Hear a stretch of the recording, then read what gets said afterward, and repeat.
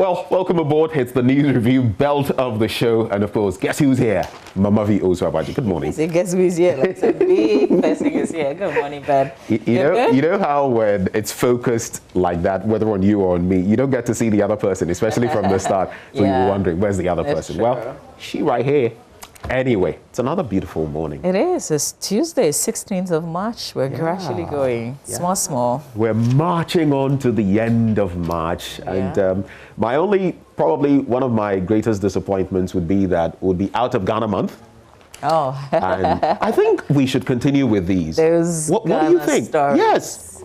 Because look, we're talking about textbooks, not reflecting our proper history and the rest. I think if we did these things enough and didn't stop, people would have a better appreciation of who we are, where we've come from, what we stand for, and where we should be headed. I think we really shouldn't restrict these things to Ghana month. It's like a birthday. It comes once in a year, and then you're done with it. That's just me thinking. I agree with you. I mean, that's a good point that you're raising. So we should tell our stories, not deliberately do it in the month of March, but regularly do it anytime. And as we fail to tell the story, the children imbibe a whole lot from the media, from social media and all of that denigrates us. And then we turn around and say, oh, why are they denigrating us? But we have the opportunity to tell our story and we don't. Yeah, I agree with you. Just the whole textbook issue got me thinking, how many of us as parents actually take time to read the textbooks? We do get the list, you go onto the market and buy the books, but that's it. Pay attention to the content of those textbooks. The truth is, we're very busy. I mean, unless you're a teacher, you're not. The teacher cry is very busy. Well, but if that's your daily job and you have to read to make notes for the class, then you'll certainly be reading those books. Okay. But for us, especially, we've been there, we've done that, and we've moved on, and you're on to something else, unless there is homework. Yeah. And you have to reference. And I just might add that a lot of parents nowadays are not helping their kids with homework. Even with the homework, yes. That's something I've realized. I noticed that. A lot of them are not. Because my son came back one day and said, well, a lot of parents are not signing the homework. And I said, why are they not signing the homework? Because that's it's been part of it from the beginning. Yeah. He said, well, maybe they are not available. And I was like, oh, wow. Reminds me of the scene thing. Do you remember? So some pupils nowadays get to the point where they know what to do. So to represent that their parents have seen, they've actually developed, so they know how to do it very well. I have been against, you don't do your homework at school because school is not for homework. So you have to do it when you get home. And we have a routine that you have to follow. And I want to see that homework, no matter how tired I am. And I'm not going to push it to the following morning. It's a no. Yeah. But listen, you come, depending on your schedule, maybe I'm fortunate I get to knock off early, even though I wake up really early. Yeah. So, that's it. Wow. But can you imagine that those textbooks have been on the market since what? Last year, September? You remember the one that said the head is for carrying loads? Do you remember that one? Yes, I do. Then there was the one about Nkrumah, very unpleasant. Then these latest ones about people. And of course, when it comes to juju, guess what they said? It must be Ifo. I think these stereotypes must really stop. Absolutely. They must absolutely. It's not about one ethnic group. All those things about, oh, the person is from the northern belt, the person is like this. Oh, the person is a Voltairean, the person must be like this. Oh, the person is Ashanti. Oh, Achimfo. Oh, those things must stop. And to think that these are things that people joke with, okay? Maybe the society, that's what we do. But for a writer to put that in the book and teach a child, this is what they're learning about the various ethnic groups and our history, for real, is it that they don't have any more stories to tell? I mean, what stories were we told? Do you remember? I mean, I still remember till today some of those stories about that team going to play football, or that cockerel with the hawk and all of that. The hen and the hawk. You remember these stories because they had something. And that's why I miss the likes of By the Fireside and all that. I'm not trying to promote some specific program, but we've lost touch with some of these elements. The quick one answer story. So why don't they just repeat those stories? Do you get what I mean? Why do you want to struggle? Because obviously they are not finding good stories. Yeah. The storylines are terrible. There are. I remember. I'll never forget. There was this story about, is it the retired brave man? I still remember even the caption. I've forgotten what class, but it was about this man who would always tell stories about going to war and doing this and doing that. Then someday he was telling stories to these kids, and he started running away. You know what it was? A belt underneath his bed. And that's why they called it the retired brave man. But then, they left an imprint on you. Those stories that we used to read in the textbooks, if they were to bring back all those stories, we still will find issues. Because I remember this particular one that had the various professions, because it was turned into a play in my school. And the dressmaker was always the lady. If those stories came back today, you can always tweak them. You can always tweak them. You don't have to regurgitate everything word for word or everything. You can always. Let's spend the rest of the time digging into But finally, Mama, I can't get the fact that some publishers will see content like that. You're a publisher.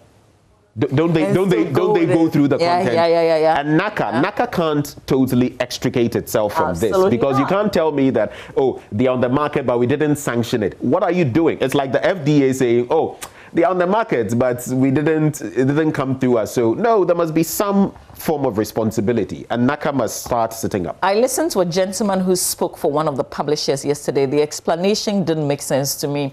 Didn't make sense to me either. It didn't. So even though NACA had said to them that you meet the technical criteria, the standard set, but you've got to change a few things. And we do not know if the things that NACA had asked them to change also included what has been revealed now in terms of the misrepresentation and all those things. Okay, but they asked you to work on something, and then he says they took copies to the books to the bookstores.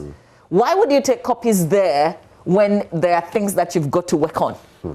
So these books are on the market not because, but the point is that nobody saw it. See, the regulators didn't see it. It had to come back to ordinary Ghanaians. Now it's everywhere on social media and it's still on the market. So why do we have regulators? Like, why do we pay certain people to do certain jobs? That's the whole point. If this were food, if this were bad food, do you know what this would mean? People would have suffered food poisoning. Some people would have died before it comes back to you. When that happens, heads must roll. In this instance as well, I feel some heads must roll because there has been a palpable failure in the system. Yet in our country, you would have people sit there and say, oh, but we are not at fault because... But the mess has already been created. Why do we... How can you publish something saying some people are inward looking, and when someone from my ethnic groups, treads on my toes, I'm cool with that. But what kind of nonsense is that? You know, elsewhere somebody would have said, I have failed because this shouldn't have been on the market, and it is. So I'm taking the bow because I feel the state. But here we are, NACA released a statement and they're explaining, it's basically to say it's not my fault because we asked the publisher to hold on and it's on the market. We have no idea. That's total failure right there. Let's look at what the newspapers are saying. The Ghanaian Times newspaper is what I would start with on the front page. Is a tragic 19-year-old kills neighbor. Government commits to revitalizing tour, according to Dr. Matthew Opoku-Prempeh, Energy Minister. This is a story we shared yesterday from myjoyonline.com. Apam chiefs performed rituals ahead of burial of 14 teenagers today. Well, last time we checked, it was 13. One more body has been added.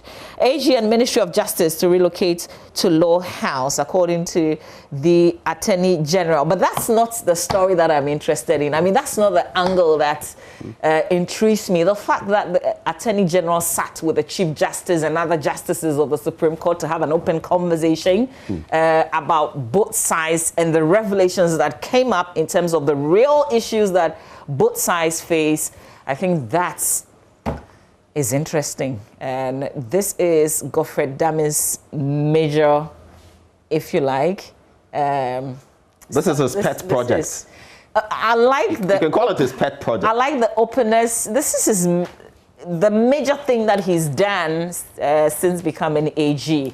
And I really love this approach of the sit down with both sides. I understand the Chief Justice didn't know that there would be cameras there, but they certainly opened up and shared a lot. There will be some of the revelations that we will be sharing with you.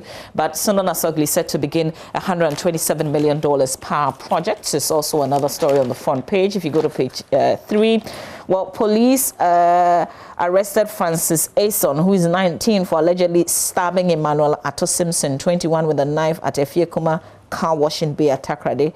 Ghanaian Times gathered that a scuffle ensued after Simpson complained to Ason that he and his group of friends were smoking and making noise behind his window. According to the police in the western region,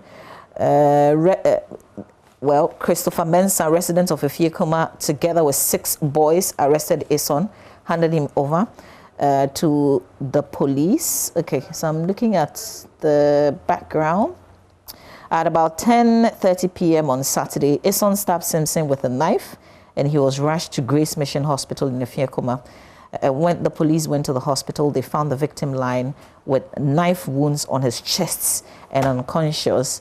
The doctor on duty in the hospital informed the police that the victim died while receiving treatment, and the body had been deposited at Efiekuma or Efiankwanta Regional Hospital mortuary for preservation and autopsy. So here's a man who had complained that a group of friends were smoking and making noise behind his window, and the result of that was one of them stabbing him and leading to his death. There's also a 32-year-old unemployed who used the name of a senior police officer to defraud a resident at Denyame in Kumasi of a car. He's been sentenced to 20 years imprisonment by the Kumasi Metropolitan Assembly Court.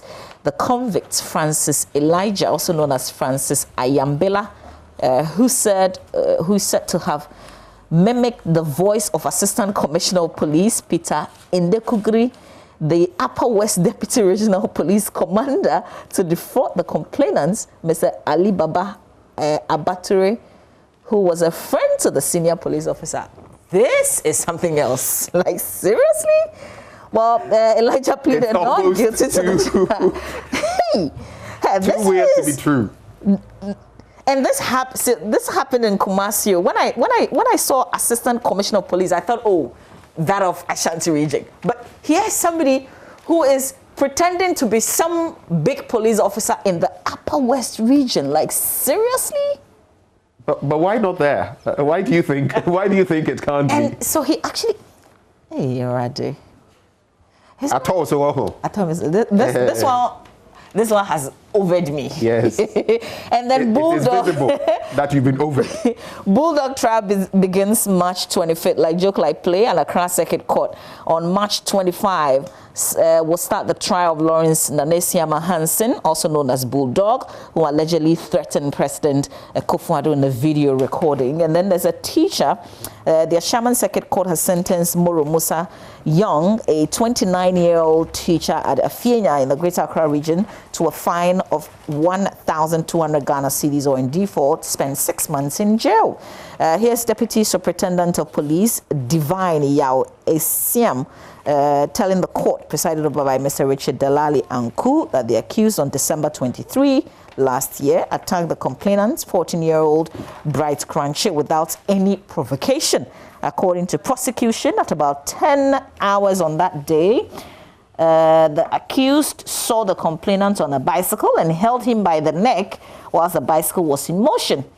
Both complainant and accused fell, and accused, who was holding a Guinness bottle, hit the victim with it. Complainant received a deep cut, causing him to bleed profusely. So this was reported.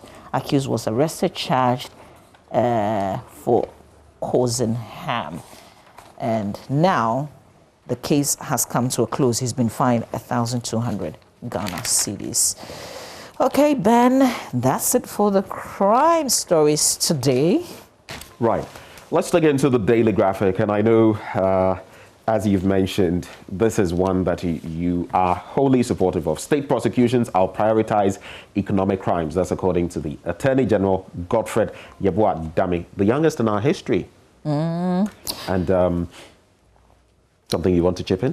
Oh, yeah. You know, the Chief Justice said they should stop sending not so experienced, the young ones to the Supreme Court. You need at least senior state attorneys to be there. But of course, they will tell you that they don't have enough of the people at the... Usually you would have certain lawyers that go to the Supreme Court, not just any lawyer. So that's what the Chief Justice, one of the things that he said. But also this issue about some court officials actually, changing and coming up. So let me put it this way so all of us can understand. So imagine that there's a case, say, in a circuit court in Takrady, for instance, and there's an appeal somewhere else, maybe in the Central Region or even in Accra. The complaint is that some court officials would make up some of the details in these court documents just for the appeal to go through. So somebody's been convicted, and also because things are not digitized, and for a state, if it's an issue of a person or the state against a person, there will be a different prosecutor in, say, Accra doing the appeal. So falsifying documents. Falsifying documents and changing details of that, just so a person's case could be changed when it gets into our system has advanced. We've moved from missing dockets and all of that to, in our justicial system, we've had all of these problems. But I think as we go on, we're getting past the hurdles, and I'm sure with... But this revelation really scared me, because if people can falsify documents and change the course of justice, if you like,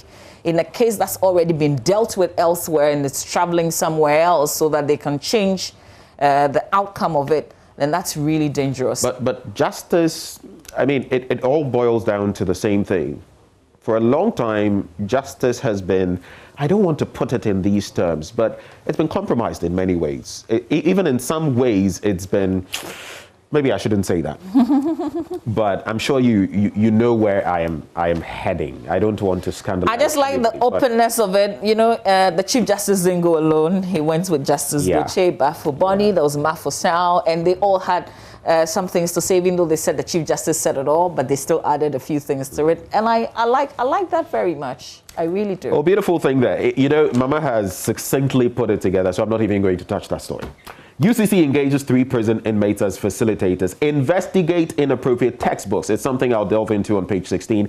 And then my friend Ben Nuno Mensah re-elected GOC president, Ghana Olympic Committee.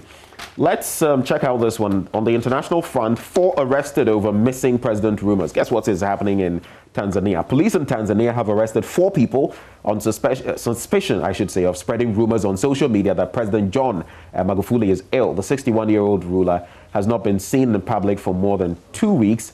And Prime Minister Kassim Majaliwa said last week that Mr. Magufuli was healthy and working hard. So for saying that, spreading rumors about the president being missing and all of that, well, the police has descended on them.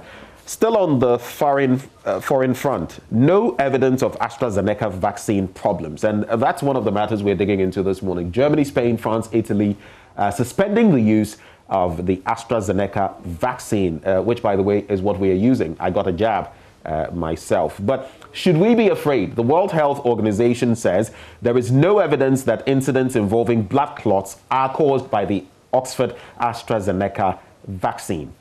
I was speaking, recently to Professor Adai, and he reiterated some rumors being spread about the vaccines that they can alter your DNA and all of that. Not true. But what are the other concerns? This morning we delve into that issue on the show. Catholic Church cannot bless same-sex unions. That's also on the international front. That's how I'll wrap up. And, in a nutshell, it says the church does not have the power to bless same-sex unions. The Vatican office responsible for doctrine has said it is impossible for God to bless sin.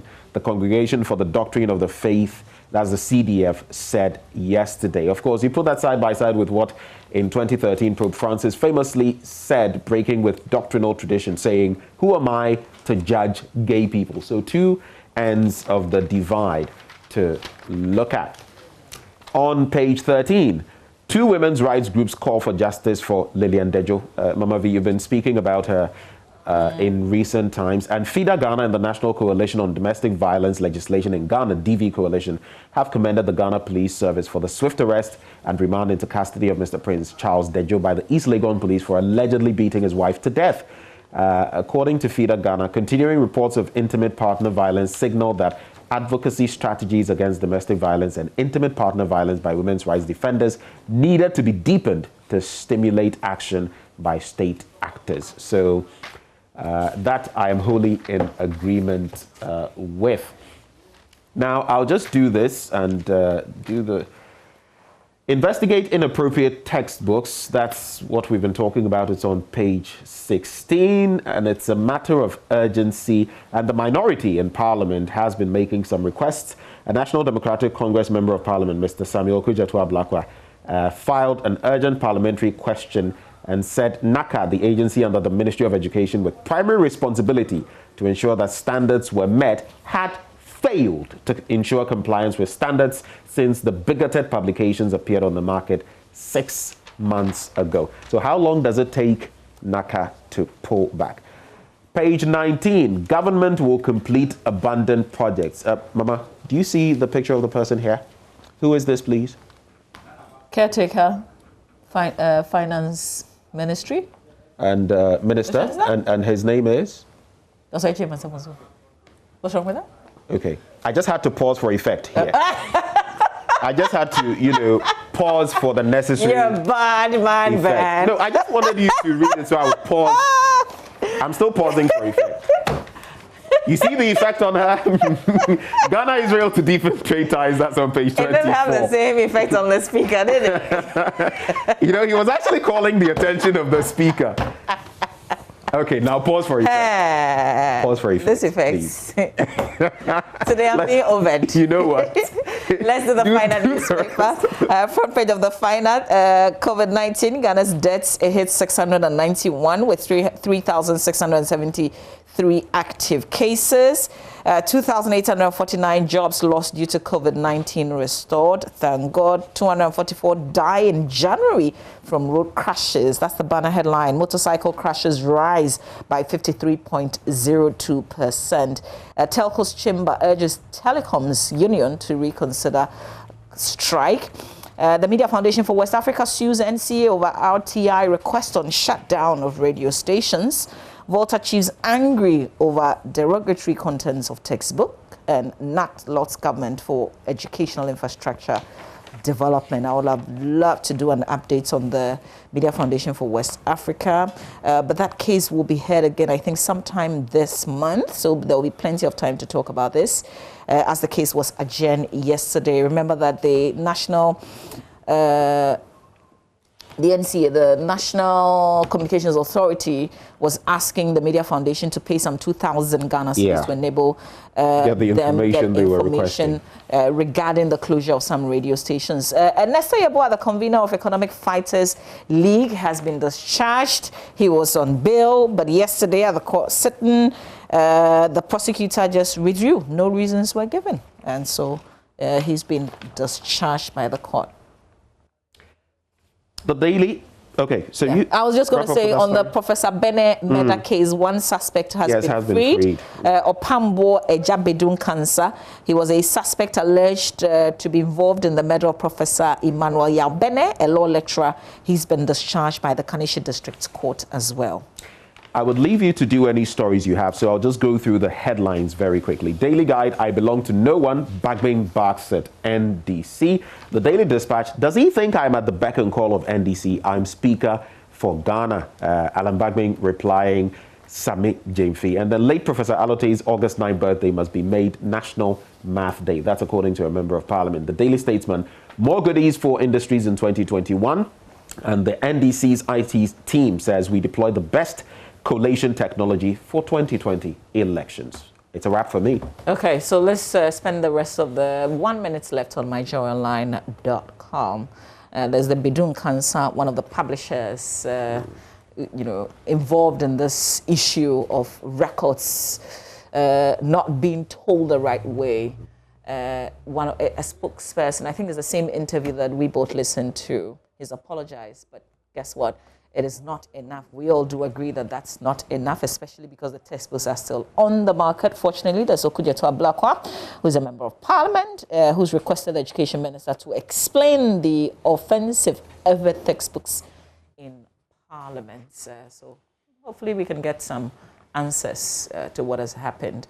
Not just answers, but people who have failed to do their work, they should be sanctioned appropriately. Because how many of those books are on the market? Should we then go and look at all the textbooks?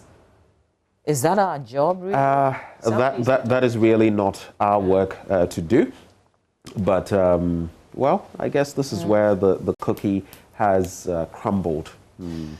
There's plenty of stories on myjoyonline.com. We'll leave you to explore, find time, and read those stories on myjoyonline.com. That will be it for the review. We've got sports coming up right after this.